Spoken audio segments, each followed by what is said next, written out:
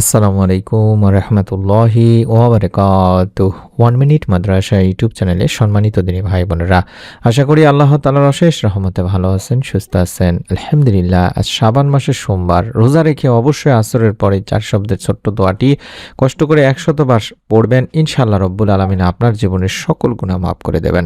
মনের মধ্যে শতভাগ বিশ্বাস নিয়ে আমল করলে আল্লাহ তাআলা আপনাকে নিরাশ করবেন না। তাই অনুরোধ করছি মনোযোগ দিয়ে ভিডিওটি সম্পূর্ণ দেখার।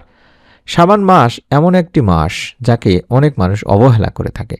রাসূল সাল্লাল্লাহু আলাইহি সাল্লাম বলেন, এটি এমন একটি মাস রজব ও রমজানের মাঝখানে যাকে মানুষ অবহেলা করে। এই মাসেই আবার আমল আল্লাহর দরবারে পেশ করা হয়। তাই রাসূল পাক সাল্লাল্লাহু আলাইহি সাল্লাম চাইতেন তার আমল যেন রোজা অবস্থায় আল্লাহর কাছে পেশ করা হয়। এ থেকে বোঝা যায় যে শাবান মাসে বিশেষ করে সোমবার ইবাদতের গুরুত্ব কত বেশি। কারণ নবী করিম সাল্লাল্লাহু আলাইহি সাল্লাম নিজেই এই সোমবারে রোজা রাখতেন, আর সোমবার রোজা রাখা তাই সুন্নত। রাসূল সাল্লাল্লাহু আলাইহি সাল্লামকে এই বিষয়ে জিজ্ঞাসা করা হয়েছিল, আপনি কেন সোমবার রোজা রাখেন? তিনি বলেন, এই দিনে আমি জন্মগ্রহণ করেছি এবং এই দিনে আমার উপর ওহী নাজিল হয়েছে। এটি সহিহ মুসলিম শরীফের একটি হাদিসে আছে দিনী ভাই বোনেরা। অর্থাৎ সোমবার রাসূল সাল্লাল্লাহু আলাইহি সাল্লামের জীবনের সাথে বিশেষভাবে জড়িত একটি দিন। আজ যদি আমরা শাবান মাসের এই সোমবার রোজা রেখে ইবাদত করি তাহলে কত বড় সৌভাগ্যের বিষয়। তাই মনোযোগ দিয়ে আপনাদের কাছে অনুরোধ করছি, আপনারা অবশ্যই আজকে একটি রোজা রেখে আসরের পরে অর্থাৎ ইফতারের আগে আপনারা অবশ্যই 4 শব্দের ছোট্ট দোয়াটি পাঠ করবেন। রব্বুল আলামিন চাহে তো আপনার জীবনের সমস্ত গুনাহ ইনশাআল্লাহ মাফ হয়ে যেতে পারে। আমরা জেনে বুঝে কিংবা অনেক সময় না জেনে কিংবা শয়তানের কুপ্রবৃত্তির অনুসরণ করে আমরা গুনাহ করে ফেলি, অর্থাৎ আমরা নিজেদের উপরে জুলুম করে থাকি। এই বিষয়ে আল্লাহ তাআলা নিজে বলেছেন যে তোমরা যখন গুনাহ করো তখন যদি আমার কাছে গুনাহের জন্য মাপ চাও, ক্ষমা চাও, আমি তোমাদের গুনাহ মাফ করে দেব। কারণ আল্লাহ তাআলা ক্ষমাশীল, পরম দয়ালু। আমি এক হাদিসে হযরত আবু হুরায়রা রাদিয়াল্লাহু তাআলা আনহু থেকে যেভাবে রাসূল সাল্লাল্লাহু আলাইহি সাল্লাম বলেছেন সেটা তুলে ধরছি যে তোমরা যদি পাপাচার করতে, এমনকি তোমাদের পাপ আকাশের সীমা পর্যন্ত পৌঁছে যেত, অতঃপর তোমরা আল্লাহ তাআলার কাছে তওবা করতে, তাহলে আল্লাহ রাব্বুল আলামিন অবশ্যই তোমাদের তওবা কবুল করবেন। সুবহানাল্লাহ।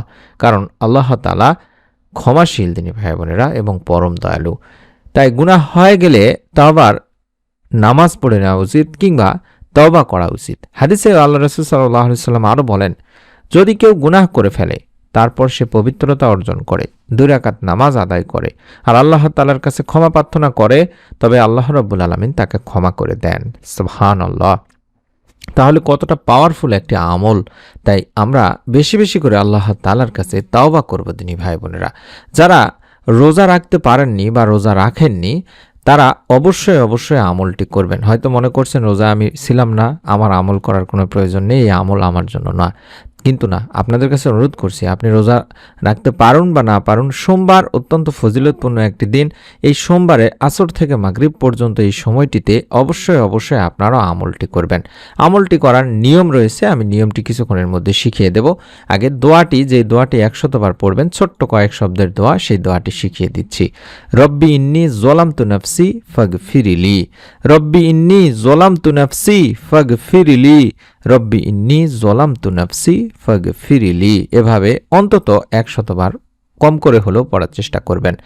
আপনাদের সামনে আমি এই দোয়াটির অর্থ তুলে ধরছি, তাহলে আপনারা বুঝতে পারবেন। হে আমার রব, হে আল্লাহ, অবশ্যই আমি আমার নফসের প্রতি জুলুম করেছি, সুতরাং আপনি আমাকে ক্ষমা করে দিন। এই দোয়াটি এতটাই পাওয়ারফুল তাওবার দোয়া যে সূরা আল কাসাসের 16 নম্বর আয়াতে বলা হয়েছে দিনী ভাই বোনেরা। এবার আমি আপনাদের সামনে নিয়মটি বলে দিচ্ছি, আপনারা যদি সম্ভব হয় এই নিয়মে আমলটি করার চেষ্টা করবেন। যখনই আমলটি করবেন, অর্থাৎ আসর থেকে শুরু করে মাগরিব পর্যন্ত এই সময়টিতে আগে দরুদের আমল করে নেবেন। বেশি বেশি করে আগে দরুদ পড়বেন, কারণ দরুদ শরীফ এমন একটি আমল যার ফজিলত কোরআন ও হাদিসের অসংখ্য বার এসেছে। রাসূল সাল্লাল্লাহু আলাইহি সাল্লাম নিজেও বলেছেন, যে ব্যক্তি আমার উপর একবার দরুদ পড়বে আল্লাহ রাব্বুল আলামিন তার উপর 10টি রহমত নাজিল করবেন। সুবহানাল্লাহ। এগুলো সহিহ হাদিস দিনী ভাই বোনেরা। আরেক হাদিসেও আছে, কঠিন কিয়ামতের দিন আমার নিকটতম হবে সে ব্যক্তি যে আমার উপর সবচেয়ে বেশি দরুদ পড়েছে। তাহলে আমাদের কাজ হবে বেশি বেশি করে দরুদ পড়া। তাহলে বেশি দরুদ পড়লে বেশি রহমত, গুনাহ মাফের সুযোগ এবং আল্লাহ রাসূল সাল্লাল্লাহু আলাইহি সাল্লামের নৈকট্য লাভের আশা করা যায়। তাছাড়া আমাদের জান্নাতের পথে অগ্রসর হওয়া যায় এই দরুদের আমলের মাধ্যমে দিনী ভাই বোনেরা। আমরা চেষ্টা করব আসরের নামাজ আদায় করে মাগরিব পর্যন্ত, অর্থাৎ সেখান থেকে শুরু করে আসর থেকে শুরু করে মাগরিব পর্যন্ত, ইফতারের আগ পর্যন্ত এই সময়টিতে আমলটি করার। যদি সম্ভব হয় রোজা রেখে আমলটি করার চেষ্টা করবেন এবং অবশ্যই দরুদ শরীফ আগে পড়ে নেবেন অন্তত কয়েকবার, যদি পারেন 11 বার অন্তত কম করে হলেও। আল্লাহুম্মা সাল্লি ওয়া সাল্লিম আলা নবী ইনা মুহাম্মদ, আল্লাহুম্মা সাল্লি ওয়া সাল্লিম আলা নবী ইনা মুহাম্মদ, আল্লাহুম্মা সাল্লি ওয়া সাল্লিম আলা নবী ইনা মুহাম্মদ পড়ে নিলেন। তারপরে 100 বার পাঠ করবেন রব্বি ইন্নী যালামতু নাফসি ফাগফিরলি, রব্বি ইন্নী যালামতু নাফসি ফাগফিরলি, রব্বি ইন্নী যালামতু নাফসি ফাগফিরলি। এভাবে অন্তত 100 বার পাঠ করে দুখানা হাত তুলে আল্লাহ তাআলার কাছে দোয়া করবেন।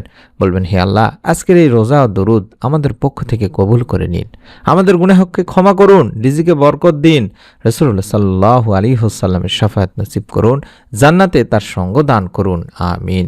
আমি আপনাদের কাছে অনুরোধ করছি প্রত্যেকেই কেউ বাদ যাবেন না, নিয়ত করে আমলটি করুন, রব্বুল আলামিনের প্রতিদান দেবেন ইনশাআল্লাহ।